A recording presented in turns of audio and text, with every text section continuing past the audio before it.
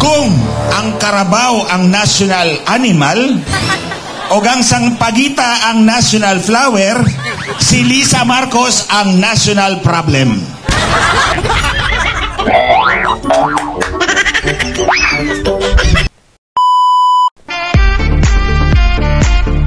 Yo, what's up, happy people?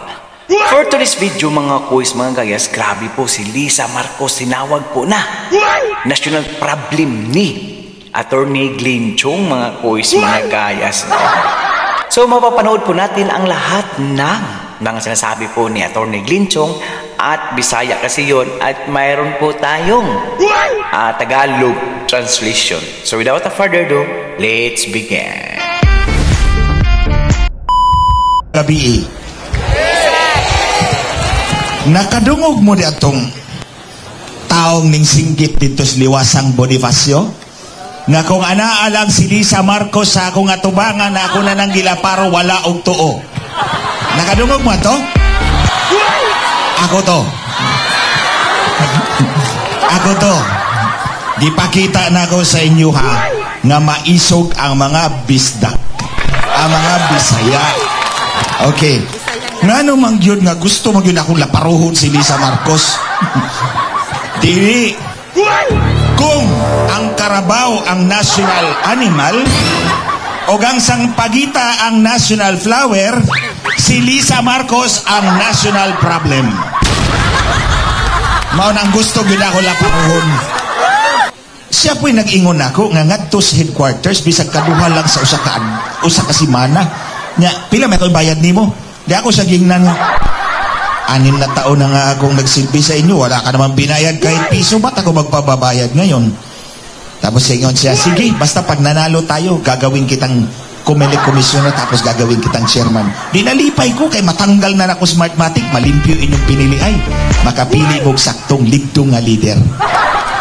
Sus, pagka Marso 2022, gibaligya naman ko sa kang Smartmatic. Nag-meeting mi ni Lisa. Unya, may duha ka buok kauban niya diri ko. Niingon bitaw na siya, guys, I will meet the owners of Smartmatic.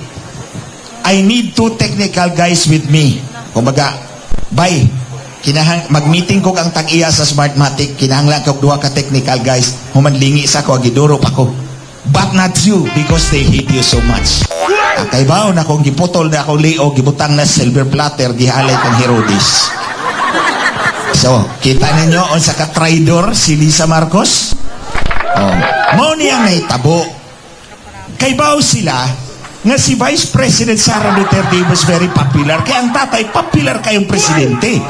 So, expected na taas ang boto ni VP Sara Duterte. Pero lig-on ang kontra ni Bobong Marcos kasi incumbent Vice President.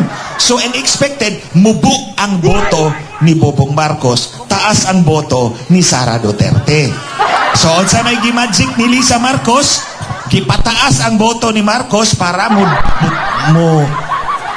mudikit sa kang Sara Duterte. Kay kung taas kayo ang boto ni Sara Duterte, unya mubuk kang Marcos, kitang tanan maglantaw kang Sara Duterte as the true leader. Nya weakling pa kay Marcos as somewhat recipe for disaster. So karon mo na magic nila, gitaas ang boto ni Marcos. Wa may problema siguro kuning daog siya og tininod anay, pero ayaw dugangi imong boto kay kana panikas na. Og manikas gani ka sa boto, tikasan sa kaskatawhan mo bitaw nang wa matuma ng 20 pesos nga bugas. Oh, di ba? Oh. So karon gipadaog pod sa Smartmatic iyang anak niya human, gikalimtan ako, gilabay na ko sa basurahan. Wa na ko imbitara sa ilang inauguration.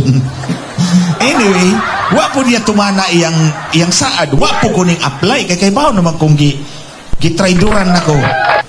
Nauna pa ko ka-traidor kontra kang Pastor Kibuloy, kang SMNI, kang Sara Duterte o uban pa, ako'y nauna.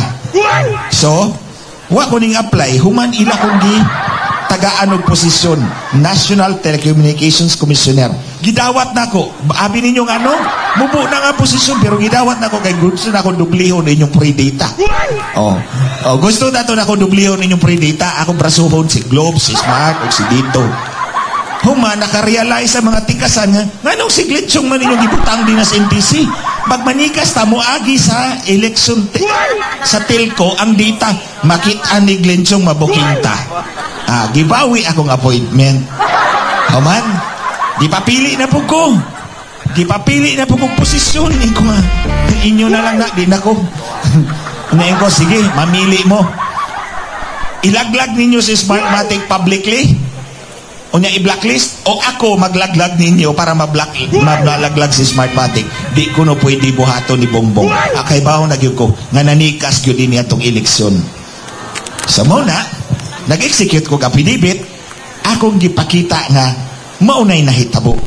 So, karon mga kaigsunan, ang tinuod nga leader, pinakataas nga leader, nga tinuod nga gipili, properly, legitimately, correctly, si Sara Duterte.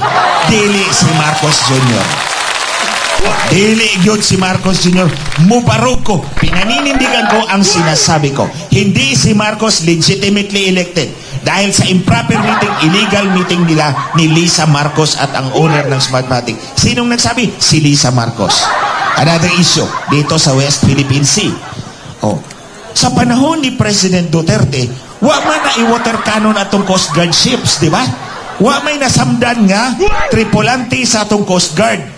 Nga naman, siguro mo itong giingon ni Marcos, gentleman's agreement, ingon si Presidente, o sige, Presidente Duterte, watay lagtanay ha.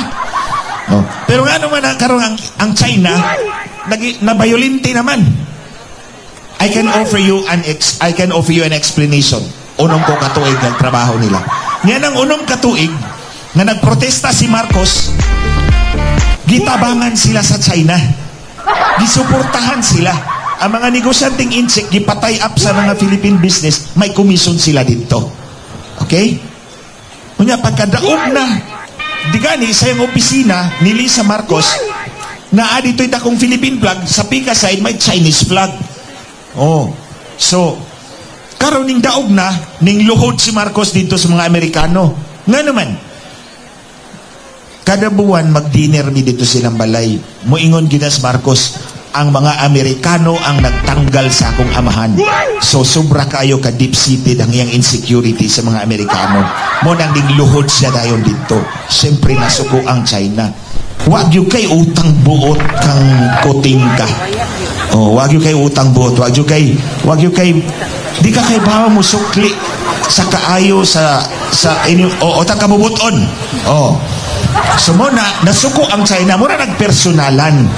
So, kining tanan, ang nagbaniobra ni ani, si Lisa Marcos, mo bitaw na ko, siya ang national problem. Oo.